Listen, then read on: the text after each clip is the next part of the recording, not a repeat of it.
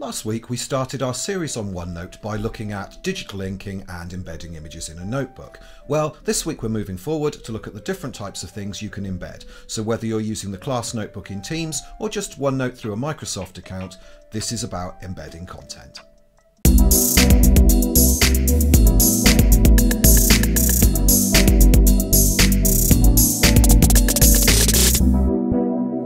Hi guys, if we're just meeting, I'm Anthony and this is EdTechMusic, where we look at delivering curriculum music with more engagement and fun using technology. Today is part 2 of a series on OneNote where we're looking at embedding different types of content in the notebook to support the teaching and learning of music. Here's some that work for me. Okay, so last week we looked at different ways to use the notebook to embed different types of content, and as well as inputting files by embedding those on the page. So we've already covered that. And if you want to look at that, you need to revisit last week's video, which I'll link from above now. Moving on from that, we're going to today start looking at embedding. Here on this page, you can see I've taken a video and pasted the URL of the video on the page. Now this happens to be with ClickView, which is a great educational host and provider of video content. You can do this through all sorts of providers. If you've got an Office 365 account, then you can paste links from Stream straight into this. Equally with Google Classroom, you can paste YouTube video clips into here and other providers like Vimeo, as well as I say, this one in ClickView. And when you're delivering content asynchronously, then this is a really great solution to pre-record and then play it from the OneNote page. And using the notebook to organize this content works really well. On this next example, I've taken this a stage further. So let's have a look at perhaps a more linear lesson that's delivered remotely, where children don't have you in the classroom to support them and make more sense of it. Here I've set it up using tables and boxes. So let's just go to Draw. There's our Shapes tool where we can make rectangles and add those.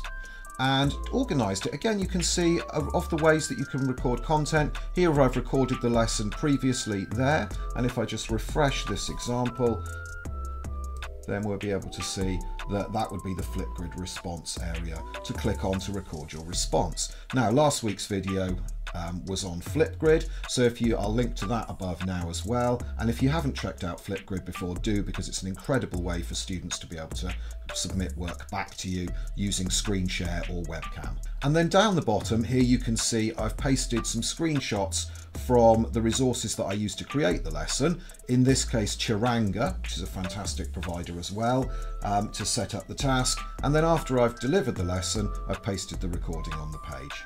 Let's take this a step further, and I have to say I absolutely love this approach using OneNote. So here on the page you can see I've got my lesson content. We're going to be learning about ostinato and using Audacity to record our own ideas. So I've got this 1-minute short video that I've recorded and uploaded in advance to teach the students how to install Audacity ready.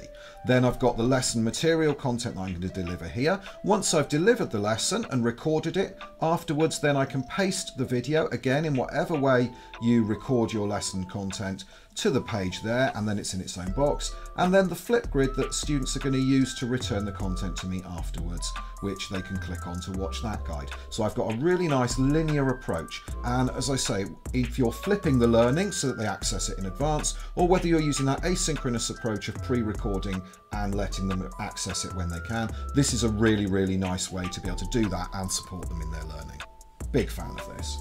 Okay, let's look at what else we can embed. We're going to have a look at forms now. So here you can see I've got a lesson example where we're going to start to learn about chords and some visual aids to support that, as well as using SoundCloud, which is again can be a great educational resource to access short recordings. And then once I've done my chalk and talk and actually taught this, afterwards I want the learners on their own to feed back to me whether they've learnt this. So here's a Microsoft form that I've pasted on the page. And because it's pasted on the OneNote page, like other content, it will embed. So here I can access this form and give my response as a multiple choice in this case and hit submit, and it will immediately feed back to both the learner and myself whether they've understood the concept. So a very quick way to do that. So how have I done that? Well, let's bring the form over. You can see this would be the form not embedded on the page, looks the same. And if we have a look at the form from the editor view, you can see here that on the page it's just one question with an image added to that question as well and multiple choice responses. When I click on responses, you can see this is where I view my results. Let's see what else we can embed. Okay, we're going to have a look at Office Docs now, and here's a graphics score in PowerPoint, which I'm just going to open the original by double clicking. Remember, you can drag files onto a OneNote page and it will host them there as if it's a folder. Let's bring this across. So now it's nice to have this image. I've used the draw tool here to create it, but what's really special about PowerPoint is that if I go to Ink Replay, you can see it now produces it as a video.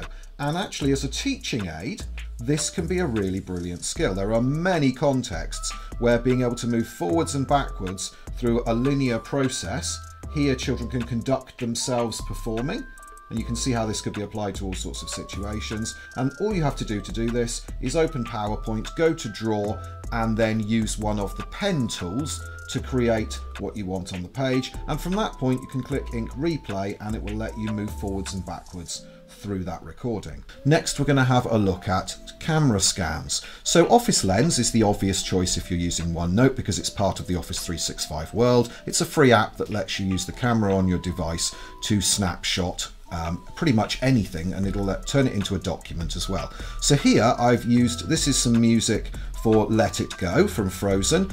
This version is from Sing Up, which I've talked about before as a great resource. And here I've taken the printed copy and used the app to scan it and turn it into a PDF, which I've then dragged on the page. So I can't show you the music because it's not my music to show you and that wouldn't be appropriate, but you can see how that works. Equally here, I've got both tracks. Now last week we looked at pasting music onto a page. Here you can see when I click on each music file, it brings up that play control that we looked at last week. And again, all you have to do to add MP3s, MIDI files, WAV files, all sorts of audio files, is just drag them onto the page. As we're considering MIDI files, let's look at that next. So here's a MIDI file here to Adiamus, and I've just pasted some content from the page that I might use as a lesson apart this. This is a great example to use with learners because the way he's chosen the patterns of sounds that make up the words are really interesting. So from there you can see a MIDI file on the page. I can double click and just like anything else, open it to play from there. Here's that file.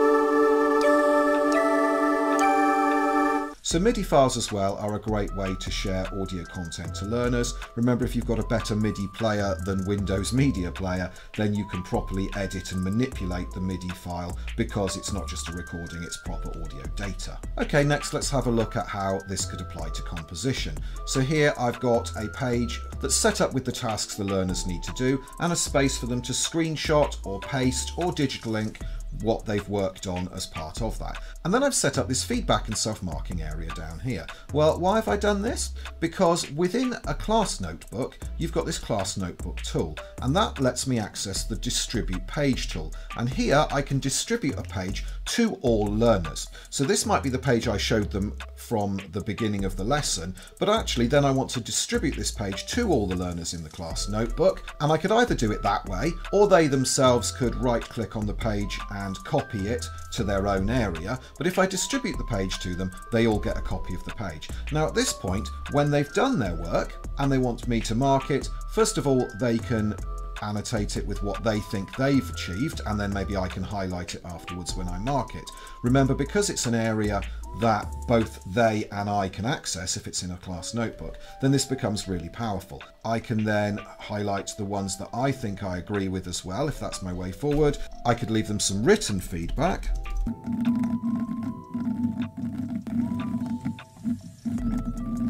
Additionally, another tool that is brilliant for this is if I click in this space I've prepared down here. Remember, this would be a page belonging to each learner, and I go to Insert. I also have Audio.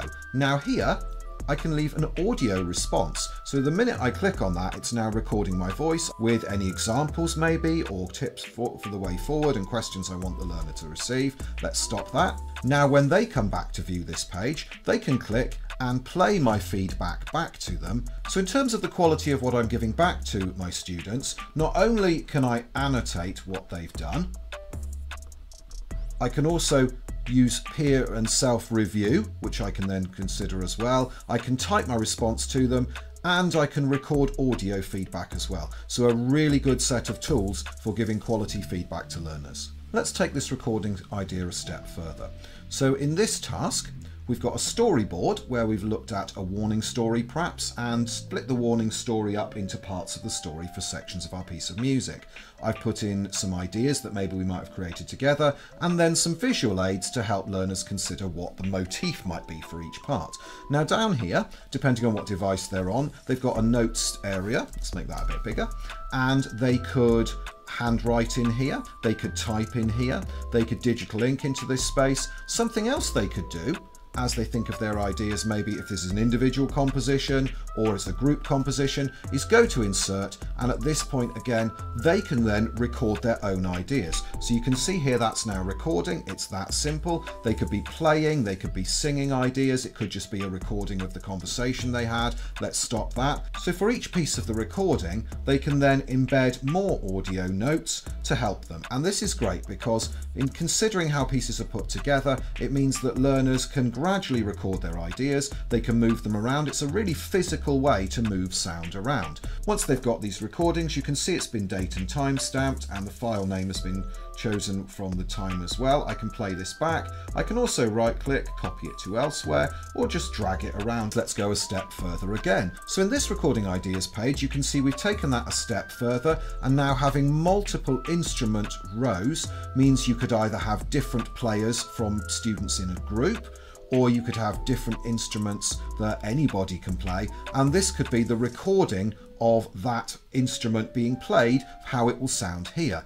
And then after you've got this, remember, because you can save these files or copy them, you could then drag this into Audacity or into BandLab or Soundtrap or any of these players and use these recordings. So they don't have to have a life that only exists in OneNote. This is a really good way to capture and collate your ideas that you can then take into lots of other things.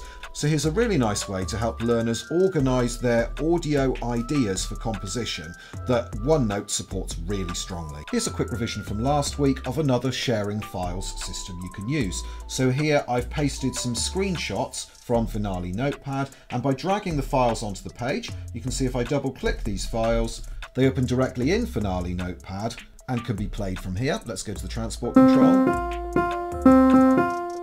And I can share that example with learners and they can open the file from there as well, but it means I have the examples on the page. And we talked about this in more detail in the last video, so go back and look at that one now, linked at the top if you didn't catch it. So there's some of the ways that I think are worth knowing about to embed different types of content in OneNote. Now next week we should be looking at audio bookmarking, which I think is saving the best for last. It's just the most phenomenal skill to be able to use in OneNote. So hit subscribe so that you get notified about that when it happens. Now a few plugs at the end. If you're not following me on Facebook, Instagram, Twitter, then I would say go to the links below and find that, because I'm constantly posting daily bookmarks and examples of content that's useful and highlighting other people that are doing great things in general music teaching. There's a newsletter you can subscribe to which collates all of this stuff each month as well. Then finally, if you are interested in OneNote, then I have a course on SkillShare for how to organise absolutely everything in OneNote. From the link below, you'll get 2 weeks free access to SkillShare, which is plenty of time to watch my course and lots of the other really good content on SkillShare as well. A couple of other videos will appear on the screen now, which I think you might be interested in. As always, if you haven't hit subscribe, please do. Like the video because it helps others find it and improve my credibility. And thanks for watching.